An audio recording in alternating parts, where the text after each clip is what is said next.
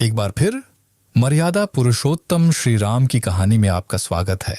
जब श्री राम वानर सेना के साथ समुद्र तट पर पहुंचे तो सबसे बड़ा सवाल यह था कि इस विशाल समुद्र को कौन पार करेगा। तब जामवंत जी ने हनुमान जी को उनकी असीम शक्तियों का स्मरण कराया। अपने प्रभु श्री राम का नाम लेकर हनुमान जी ने एक विराट रूप धारण किया और लंका की ओर एक अविश्वसनीय छलांग लगा दी। ये यात्रा केवल दूरी की नहीं बल्कि बाधाओं और चुनौतियों से भरी हुई थी। सबसे पहले देवताओं ने हनुमान जी की परीक्षा लेने के लिए नागों की माता सुरसा को भेजा।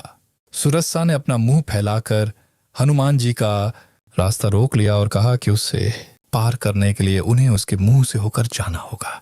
जैसे ही सुरसा अपना मुंह बढ़ा करती, हनुमान जी भी अपना आकार बढ़ा लेते। यह क्रम चलता रहा जब तक सुरसा का मुंह 100 योजन का नहीं हो गया। तब हनुमान जी ने बुद्धिमानी दिखाते हुए तुरंत अपना आकार छोटा कर लिया, उसके मुंह में प्रवेश किया और तुरंत बाहर आ गए। उनकी इस चतुराई से प्रसन्न होकर सुरसा ने उन्हें आशीर्वाद दिया और उनका मार्ग छोड़ दिया।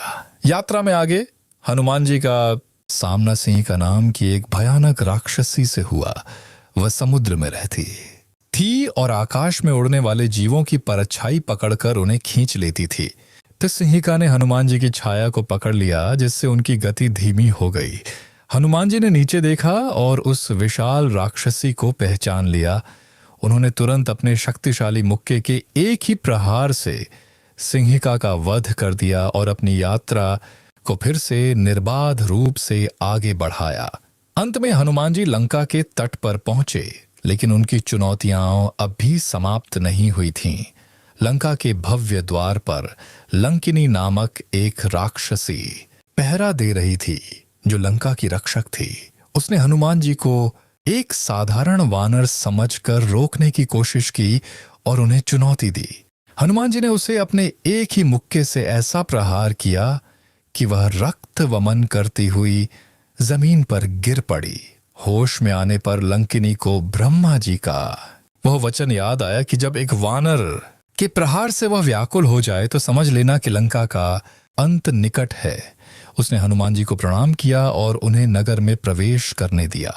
इस प्रकार अपनी बुद्धि, बल और श्री राम के प्रति अटूट भक्ति के साथ हनुमान जी ने सभी बाधाओं को पार किया और सफलतापूर्वक लंका में प्रवेश कर लिया, ताकि वे माता सीता की खोज कर सकें। यह यात्रा हनुमान जी की असाधारण क्षमताओं और उनकी अटूट निष्ठा का एक अद्भुत प्रमाण है। अगर आपको यह कहानी पसंद आई तो इसे अपने दोस्तों और परिवार के साथ जरूर साझा करें। हम जल्द ही एक और पौराणिक कथा के साथ लौटेंगे।